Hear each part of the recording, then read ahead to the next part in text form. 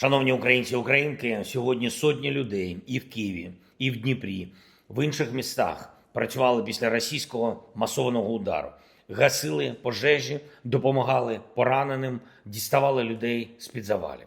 Рятувальники ДСНС України, поліцейські, працівники комунальних служб, екстренки. Я вдячний усім, хто допомагає зберегти життя після російських атак. Жорстокий був удар. Більше ніж 70 ракет, багато балістики, більше ніж 650 дронів за ніч. В день сьогодні росіяни продовжили атаки, ще близько 100 дронів було. На жаль, рівень постачання для нашої ППО зараз не дозволяє збивати значну частину ракет. Були влучання. 130 людей постраждали. На жаль, 22 людини загинули. 2 дітей серед них.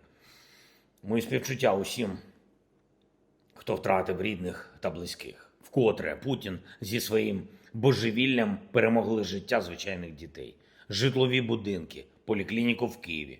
Шахеди були проти багатоповерхівок в Дніпрі та чомусь проти ще й автосалону з китайськими машинами в Києві. Циркон одразу проти 7 будинків. Шахеди по будинкам в Харкові, Запоріжжі, Полтавщині, удари по Чернігівщині, Сумщині, Херсонщині, шахеди проти Хмельницької області. Кожен з цих дронів, всі типи російських ракет взагалі не можуть вироблятись без компонентів, які завозять з інших країн.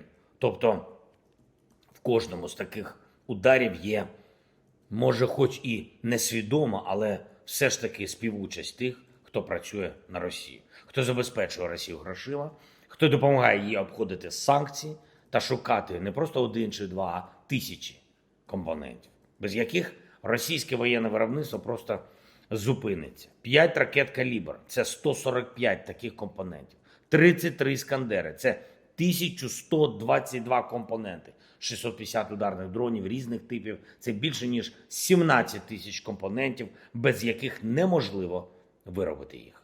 Масштабні схеми, щоб обійти санкції – це абсолютно реальна співучасть у вбивствах.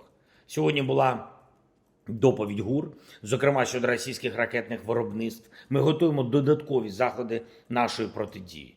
Знаємо, що росіяни надзвичайно бояться і наших українських ракетних спроможностей.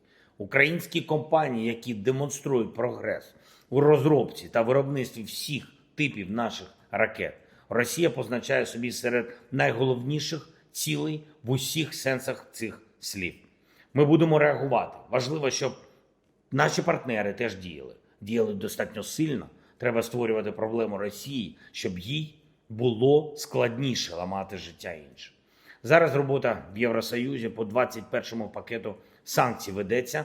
Нами ведеться активно. Ми розраховуємо, що наші українські пропозиції до санкцій будуть працювати. Треба більше інструментів, щоб не допускати обхід санкцій. Варто включити це в 21-й пакет, саме все те, що обмежить російське воєнне виробництво. Я вдячний усім, хто допомагає із цим. Я вдячний також кожному лідеру, всім нашим партнерам, які сьогодні не мовчали, засудили цей російський удар. Ми знаємо від розвідки, що масований удар може бути і цієї ночі. Будь ласка, дуже вас прошу, звертайте увагу на тривогу.